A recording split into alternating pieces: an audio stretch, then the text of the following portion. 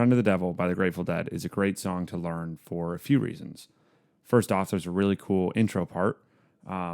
Secondly, the chords are cool. There's some established sections to it. And then finally, the soloing is really fun because of the chord progression and that intro part. So in this lesson, I'll show you how to play the intro, which is that whole part, then the chords to each of the sections, and then finally I'll talk about soloing over it. First off, here's just a quick note about Tuff.Club, my online jam band guitar course. No matter where you're at in your playing, the Tuff.Club guitar course can help you connect with jam band music. From beginner-friendly lessons to advanced solo analysis videos, I've created a huge library of content to help you learn at your own pace. Now, if this lesson specifically clicked with you, take a look at the course using the link below. You might find exactly what you've been looking for. So for the intro part of Friend of the Devil, the way that you can think about it from a high-level overview is that it's just a basically like descending bass line down the G major scale. So if you take this scale right here,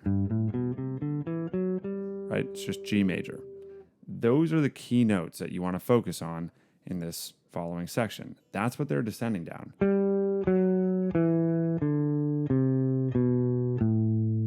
Right? It's every single note, just root, 7, 6, 5, 4, 3, 2, 1. So this is how you play it. Start out with your ring finger on the 5th fret of the 4th string, and then you'll play the open 3rd string and the 3rd fret on the 2nd string. The second time around, you'll put your middle finger down on the 4th fret of the 4th string. So, and you're still playing those other 2 strings, and then you rearrange it a little bit so that now you're playing the 2nd fret of the 4th string, and then your ring finger takes the spot that your index finger just was. So, and then you go open, and then you can put your middle finger on this C, which is the 3rd fret of the 5th string, then point your finger down on the B, which is the 2nd fret of the 5th string, then open, and then you land on this G, which is the 3rd fret of the 6th string. So all together it sounds like this.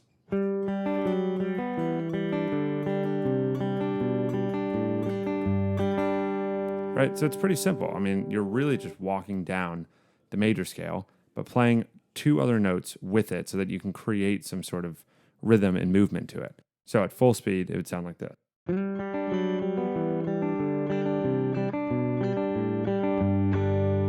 And that just repeats.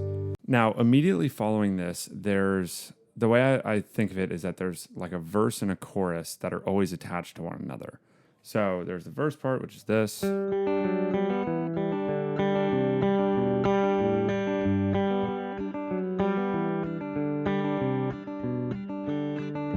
once that happens twice, you then go to a D chord, and an A minor, D again, A minor, C, and end on a D. And then you're back into the verse. The one quick pointer on moving to those chords in what I'm calling the chorus is if you want to keep that finger picking sound going. I know I'm playing with the pick, but you can do it finger picked. If you want to keep that going, I recommend sort of developing some sort of pattern for picking as you're moving through those chords. So what I like to do is like, I kind of alternate. I hit the bass note of whatever chord I'm playing, and then I'll hit a higher note. And it's just sort of a pattern like that. Like,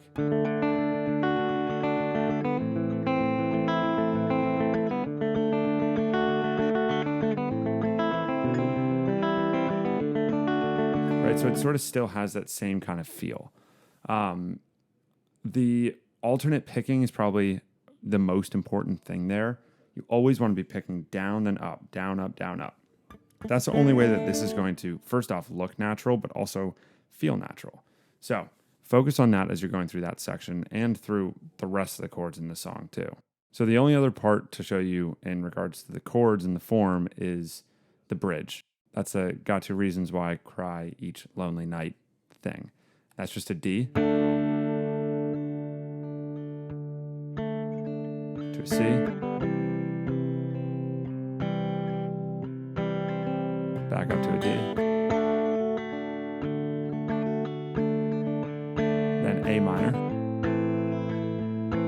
C, D.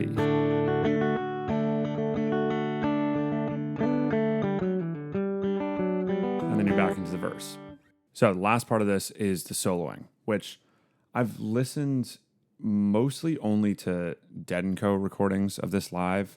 I don't really know why, but I really like John Mayer's playing over this, and so I'll kind of frame the way that I present this around the way that I think that he is thinking about it or playing over it. So it's in G major, right? That initial intro line was just walking down a G major scale. So that's the key that you want to play in. Whether you choose to play in pentatonic or the full major scale, totally up to you.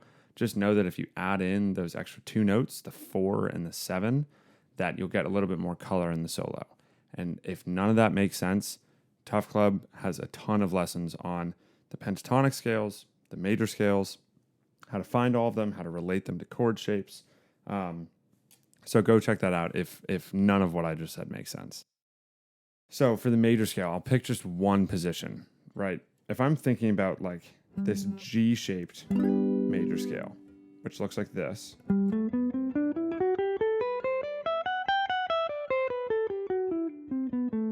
right?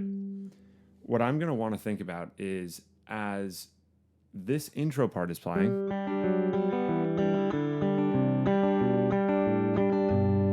you can kind of do whatever you want because it's walking through the whole scale. So maybe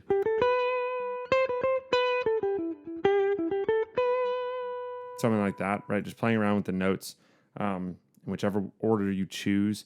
There are some solos out there that I can maybe link one of them.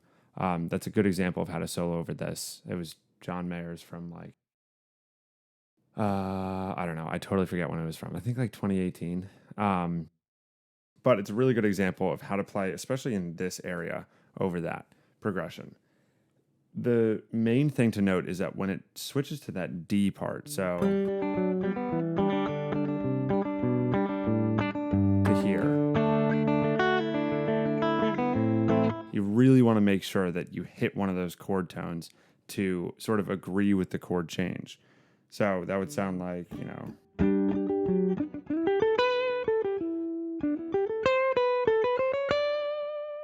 right, something like that. Now, what I'm doing there is within this sort of boundary of this scale, I need to find a D triad because that will give me all of the notes that I need to target when that D chord comes in. So that's a common theme over playing over chord progressions. You want to be able to know when the chords are changing, what the chords are, and where you can find notes that relate to those chords in the general area that you're playing in. That way you can use the scale however you want. You can just, play around with it, use these as filler notes, and then when that chord comes in and it's time to change, you know exactly where to go. At the beginning of this video, you watched me solo over this. Now, I'm going to play that solo again. The only difference this time is that now, as you watch that, I want you to think about, especially in this area here that I talked about, think about what I was doing there and watch what I was doing. Not to say that it's the best example at all, but it's a good example of how you can think about playing over this. Then you can make it your own and do whatever you want with it. The only other thing that I'll note is I wasn't exclusively playing in this scale. I was moving up here, I was moving down here. So if you know the other scales, the other G major scales, go for it. Try that, use the same idea. When the D chord comes in, find a D triad and address that chord. If you don't know any other G major scales, again, I will just recommend that you check out Tuff.Club because the lessons that are oriented around pentatonic scales and major scales follow a format in which when you understand one lesson and then you understand the next one, you actually see how things connect. And then you watch the next one and then you see how that connects. And then it becomes one big system instead of watching random YouTube videos and not really knowing where things are. So I'll play the solo one more time, but I will see you in the next one.